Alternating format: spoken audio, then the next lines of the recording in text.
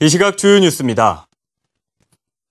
유엔 안전보장이사회가 북한의 3차 핵실험에 대한 강력한 제재 결의를 만장일치로 채택했습니다. 금융과 무역 제재를 강제화하는 등 고강도 조치를 포함시키고 추가 도발에 대해서도 강력히 경고했습니다. 오상혁 기자가 자세히 전해드립니다.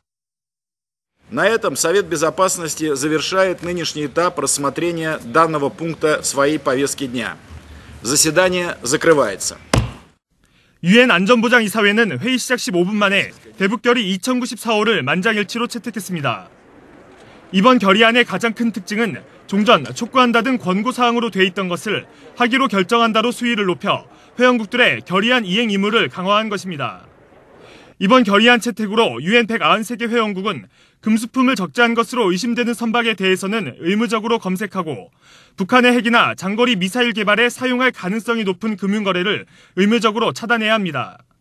특히 항공 관련 제재를 처음으로 포함시켜 대량 살상 무기와 미사일 관련 품목이 적재된 것으로 보이는 북한 항공기에 대해서는 이착륙과 영공 통과를 허가하지 않도록 유엔 회원국들에게 촉구했습니다.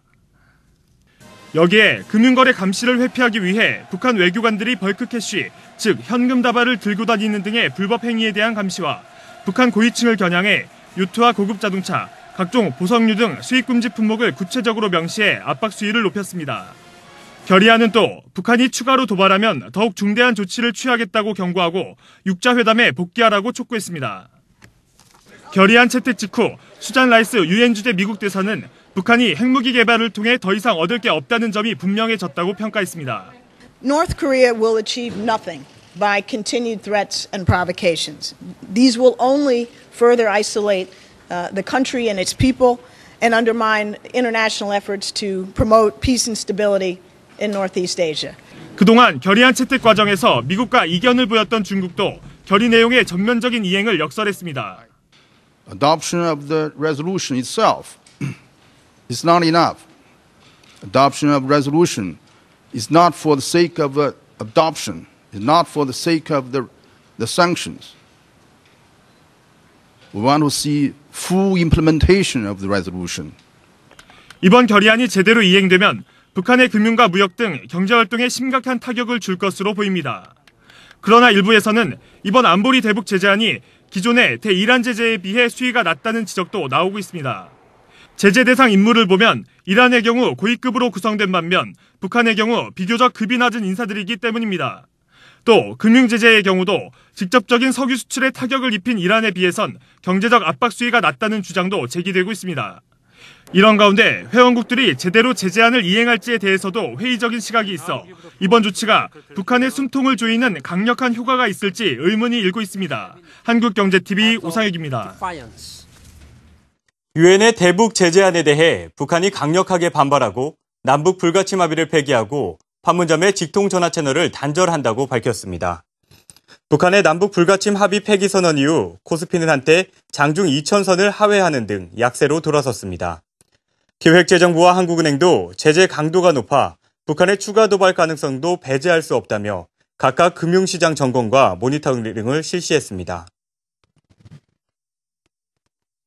서울시가 골목 상권을 보호하기 위해 대형마트와 기업형 슈퍼마켓이 팔 수 없도록 권고할 수 있는 품목 51종을 선정하고 다음 달 국회에 법 개정을 건의할 방침입니다. 51개 품목에는 담배와 소주, 맥주, 막걸리 등 기호식품 4종을 비롯해 채소 17종, 신선조리식품 9종, 수산물 7종 등이 포함됐습니다.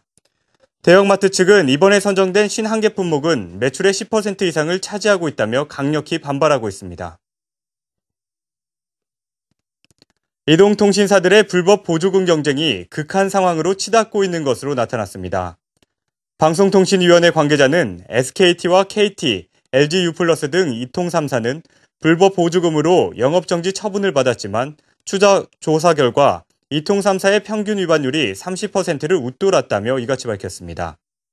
방통위는 오는 14일 전체 회의를 열어 영업정지 이후 이뤄진 시장조사 결과를 보고받고 추가 제재 방안을 논의하기로 했습니다. 국내 인쇄용지 업체들이 최근 적자가 심화되면서 제품 가격 인상을 고려 중인 것으로 알려졌습니다. 인쇄용지 제조 원가의 38%를 차지하는 국제 펄프 가격이 지난해 평균 650달러 선에서 올해 700달러로 급등했고 국제 유가와 전력 요금 인상도 원가 상승 요인으로 작용하고 있다고 인쇄업계 측은 설명했습니다.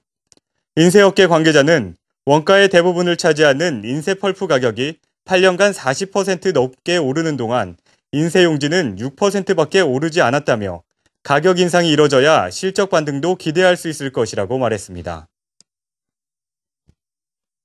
한국의 사무용, 상업용 부동산 시장이 세계 다른 지역들보다 매력적이라고 도이치 자산운용이 분석했습니다.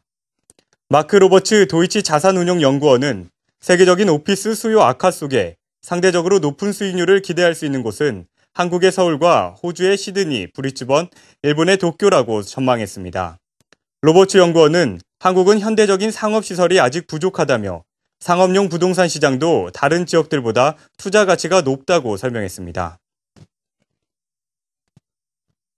정부는 최근 급등세를 보인 학원비를 잡기 위해 수강료가 높은 학원에 조정명령을 내리기로 했습니다.